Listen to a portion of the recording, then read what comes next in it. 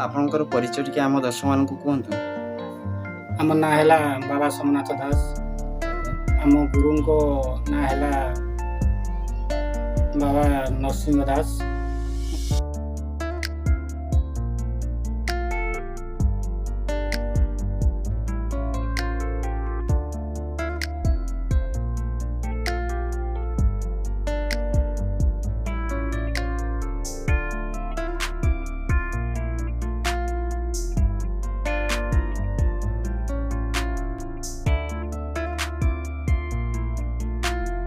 Hello सांग मैंने आपण समस्त मोर नमस्कार। आशा करछि आपण समस्त भलर थिबे। मो भी भल अछि। आज जीवा सांग मैंने मयूरभंज एक आकृष्टमय स्थान जहाँकि टांगनाशुणी मठ। चलतु जीवा से स्थान को।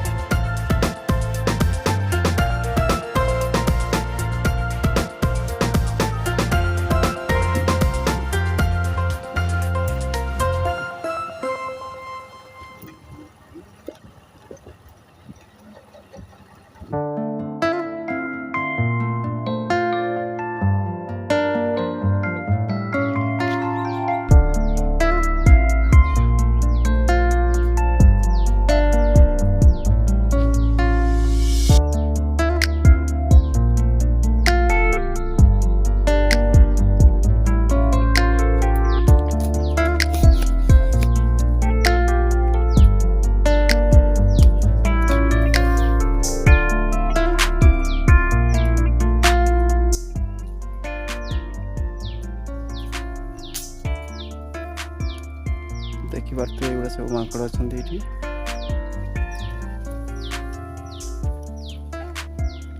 फाइनाली सांग मैंने टांगरा मठ पहुँची जहाँकि आम मयूरभंज अवस्थित। देखो मुझे ऊपर उठुची पाउच मध्यम बहुत गरम होची।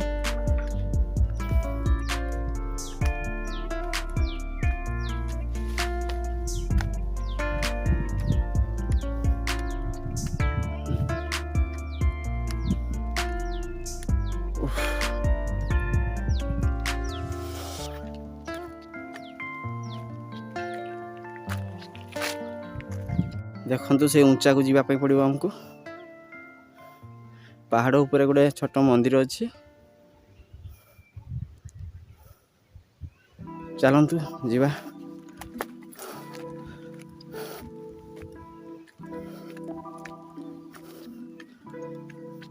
देखी पार्थे आपण मैंने जगह केमती बहुत सुंदर लगुच।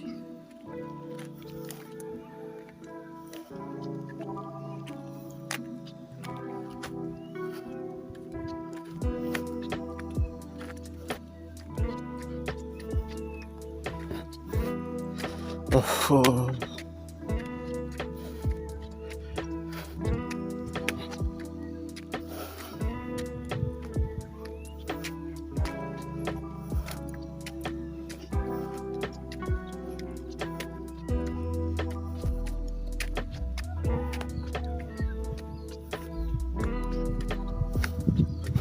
ଓଃ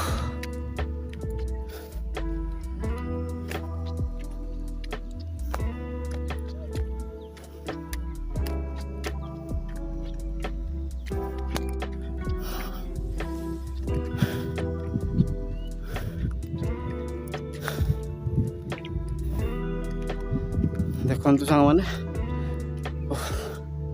ଉପରେ ଠିଆ ହେଲା ବେଳେ ଜମା ତଳକୁ ଦେଖିଲା ବେଳକୁ ଡର ମାଡୁଛି। ଦେଖିପାରୁଥିବେ ଏଇଠି ଗୋଟେ କୁଣ୍ଡ ଅଛି। ଏଇ କୁଣ୍ଡରେ ବହୁତ ପାଣି ଅଛି।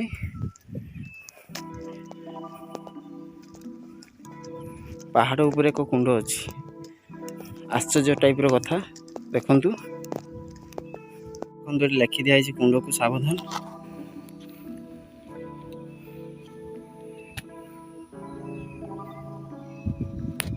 ଦେଖିପାରୁଥିବେ ଉପରୁ କେମିତି ତଳକୁ ଦେଖାଯାଉଛି।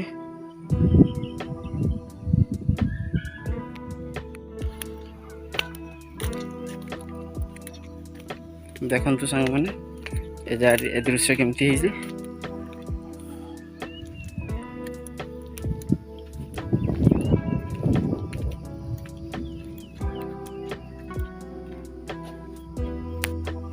ଟାଙ୍ଗନାଶୁଣି ମଠର ମହତ୍ଵ ବାବଦରେ ଆମେ ବାବାଙ୍କ ପାଖରୁ ଜାଣିବା। ଚାଲନ୍ତୁ ସାଙ୍ଗମାନେ ବାବାଙ୍କ ପାଖକୁ ଯିବା।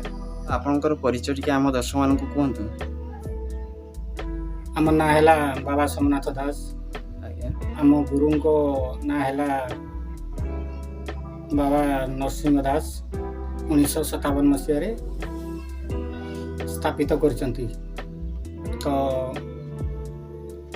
ଆପଣଙ୍କର ଏଇ ଟାଙ୍ଗନାଶୁଣି ମଠର ମହତ୍ଵ କ'ଣ? ମହତ ଏଇଟା ଧର୍ମ ପ୍ରଚାର ପ୍ରସାର ନିମନ୍ତେ ଏଇଟା କରିଛନ୍ତି ଆଉ। ଏଇ ମଠଟା କେତେ ଦିନ ହେଲାଣି ଆପଣ ଏଇଠି ରହିଲେନି? ଆମେ ରହିଲେଣି 20-30 ବର୍ଷ ହେଇଯିବ। ଆମ ଗୁରୁ ବାବା ଗଲେ 2011ରେ। ତାଙ୍କ ଅନ୍ତେ ବର୍ତ୍ତମାନ ଆମେ ଏଠି ପରିଚାଳନା କରୁଛେ। ଆଉ ଯଦି ପ୍ରଶାସନ ଯଦି କିଛି ଚାହାନ୍ତେ ତାହେଲେ ଆଉ ଟିକେ ପ୍ରଚାର ପ୍ରସାର ପାଇଁ ଭଲ ହୁଅନ୍ତା ଆଉ। ଏଇଟା ଆପଣଙ୍କର ବାଲିଯୋଡ଼ାରେ ଅବସ୍ଥିତ? ହଁ, ବାଲିଯୋଡ଼ାରେ ଅବସ୍ଥିତ। ଆଉ ଗୋପବନ୍ଧୁନଗର ବ୍ଲକ। ଏଠି ଯଜ୍ଞ ଫଜ୍ଞ କେବେ ହୁଏ? ହଁ, ଯଜ୍ଞ ହୁଏ ମାଘ ଦଶମୀ ତିଥି। ବାବାଙ୍କର ଶ୍ରାଦ୍ଧ ଦିବସ ବିଶ୍ୱ ଶାନ୍ତି ବ୍ରହ୍ମଯଜ୍ଞ ଆୟୋଜନ ହୁଏ। ବହୁତ ଏଠି ହଜାର ଲୋକ ଆସନ୍ତି। ତ ଏଠି କିଛି ସୁବିଧା ନାହିଁ ସେତିକି। ଆଉ ପ୍ରଶାସନ ଯଦି କିଛି ଚାହାନ୍ତେ ତେବେ ଏଇଟା ଟିକେ ହେଇଯାଆନ୍ତା ଆଉ। ଆଉ ଉପରେ ମନ୍ଦିର ଅଛି। ଆଉ ସେଇଠି ବି ମାନେ ଦେଖିବା ଜିନିଷ ବି ଅଛି। ସେଠି ଗୋଟେ ପାଣି କୁଣ୍ଡ ଅଛି। ସେ କୁଣ୍ଡଟା କେବେ ଶୁଖେ ନାହିଁ। ଆଚ୍ଛା। ସେ 365 ଦିନ ସେଟା ପାଣି ରୁହେ। ତ ବହୁତ ଲୋକ ଯିବା ଆସିବା କରୁଛନ୍ତି। ଆଉ ଷ୍ଟେପ୍ ହେଇନାହିଁ। ଷ୍ଟେପ୍ ଯଦି ହୁଅନ୍ତା ପ୍ରଶାସନ ମାଧ୍ୟମରେ ତେବେ ଲୋକ ବାକ ଆଉ ଟିକେ ଯାତାୟାତ ପାଇଁ ସୁବିଧା ହୁଅନ୍ତେ ଆଉ। କମ୍ୟୁନିକେସନ ସୁବିଧା ନାହିଁ। ଲୋକ ବାକ ଆସିପାରୁନାହାନ୍ତି। ସାଙ୍ଗମାନେ ଟାଙ୍ଗନାଶୁଣି ମଠର ମହତ୍ଵ ବାବଦରେ ଆପଣମାନେ ବାବାଙ୍କ ପାଖରୁ ଜାଣିବାକୁ ପାଇଲେ, ଯାହାକି ଆମର ମୟୂରଭଞ୍ଜରେ ଅବସ୍ଥିତ। ମୋର ନୂଆ ଭିଡ଼ିଓ ଆହୁରି ଆସୁଅଛି। ତେଣୁ ମୋ ଭିଡ଼ିଓକୁ ଲାଇକ୍, ସେୟାର, ସବସ୍କ୍ରାଇବ୍ କରିବାକୁ ଜମାରୁ ଭୁଲିବେନି। ରହୁଛୁ, ନମସ୍କାର।